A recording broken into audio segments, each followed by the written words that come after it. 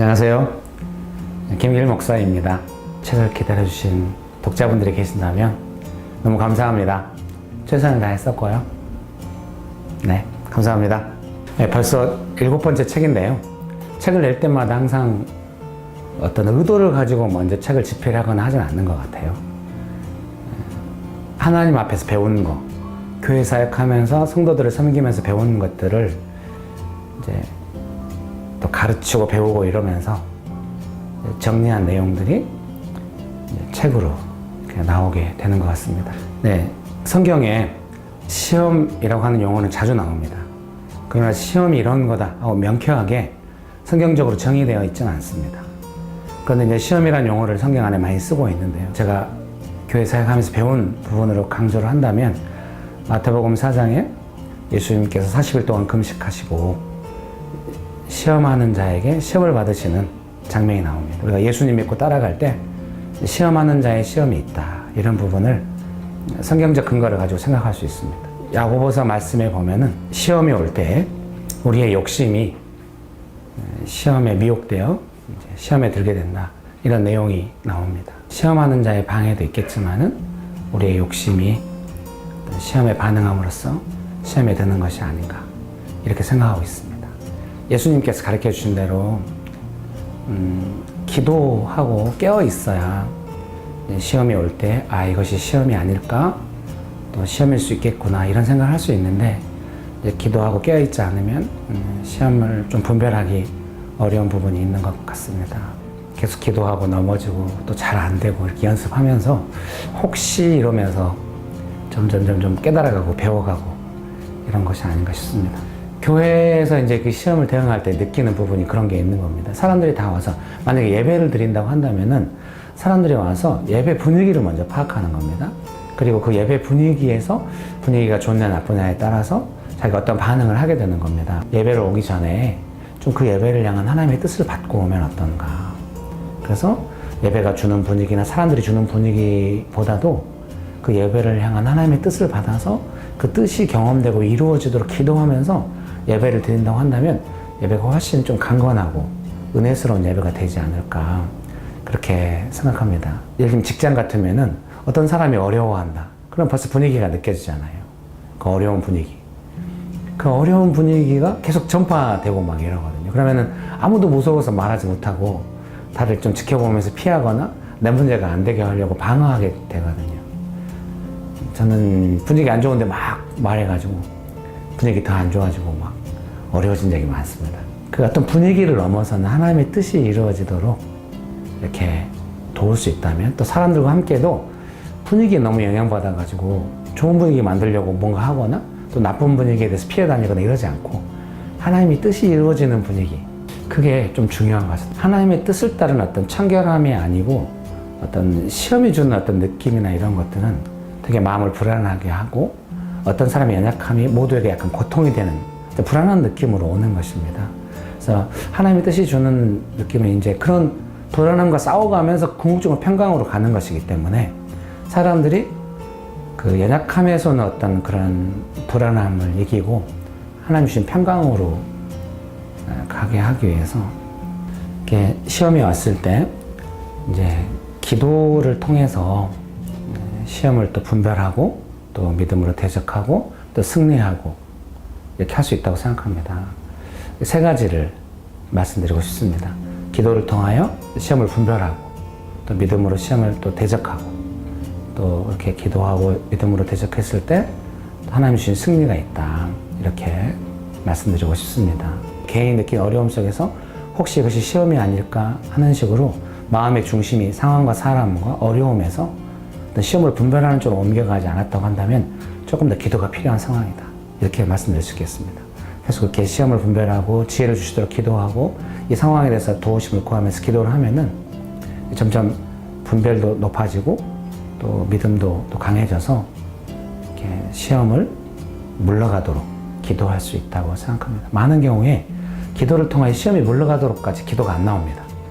시험에 영향받아가지고 낙담하고 좌절하고 원망으로 많이 가는 거죠. 그래서 그 어려움이 좀 작아지고 좀 믿음이 회복되고 또 상황이 주는 어려움을 따라서 보는 것이 아니라 좀 더 객관적으로 믿음 안에서 볼 수 있게 되고 이 정도까지 좀 기도가 필요한 상황이고요. 그 정도 되면은 이제 시험이 물러가는 것이 아닌가 이런 생각이 듭니다. 이게 상황만 있다면 우리가 그렇게 어렵지 않을 겁니다. 상황이 주는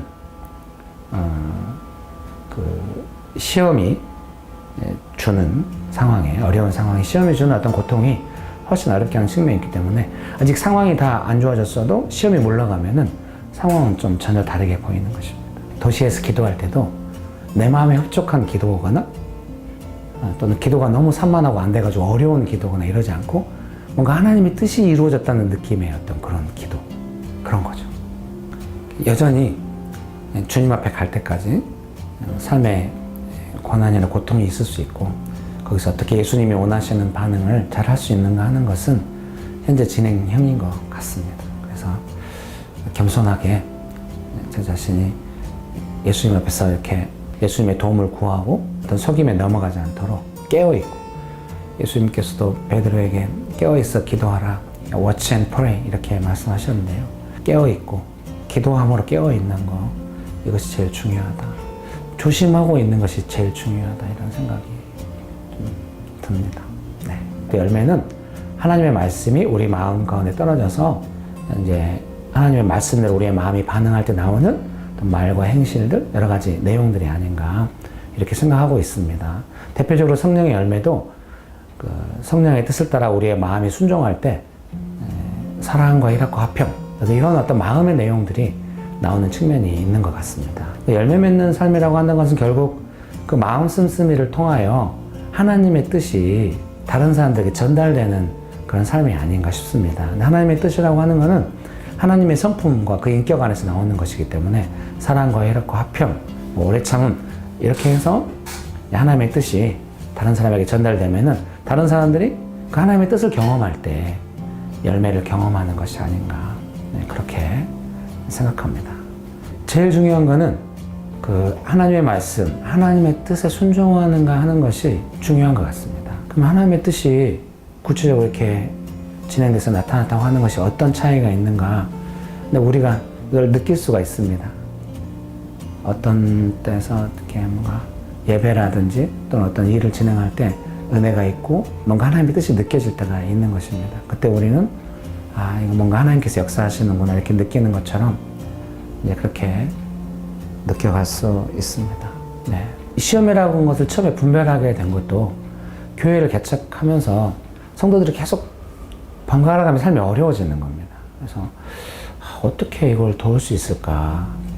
분명히 성도들의 삶이 어렵고 또 그 어려운 삶 때문에 교회가 어려워지는 건 분명한데 그럼 이걸 그대로 보고만 있을 수 없고 또 제가 효과적으로 대응을 못해서 성도들이 막 교회를 떠나고 이걸 어떻게 해야 되나 어떤 교회 개척하는 사람으로서 아주 실체적인 고민이었다고 할 수 있습니다. 시험에 대해 생각하게 되는데 가장 크게 이제 문제인식을 느낀 출발은 뭐냐면 어떤 사람의 삶이 어려우면 대부분은 그 상황에서 머물지 않고 함께 어려워지는 사람들이 생기고 그러면은 함께 교회가 어려워지는 이런 것을 많이 보게 된 것입니다. 각자 기도해보고 각자 하나님의 뜻 안에서 분별해 가면서 조심스럽게 접근하고 있다 이렇게 해야 되는데 그렇게만 해도 감사한 거는 모두가 다 조심하게 된다는 겁니다.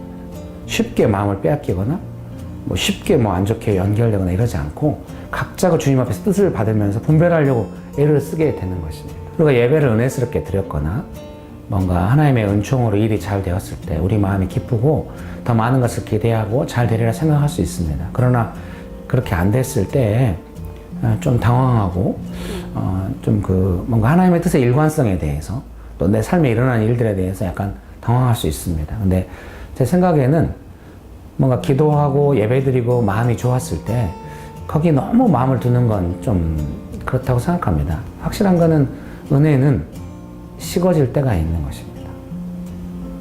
그래서 제가 최근에 생각하는 것은 어떤 사람에게 시험이 올 때 시험이 잘 의도가 실현될 염려가 있는 때는 두 가지가 있다. 첫 번째는 은혜가 식을 때, 또 하나는 어려운 일이 생길 때. 기도할 때 받았던 은혜대로 되지 않아서 당황스럽다기보다는 좀 충분히 인정받지 못한 것에 대한 좀 어려운 마음이 있을 수 있습니다.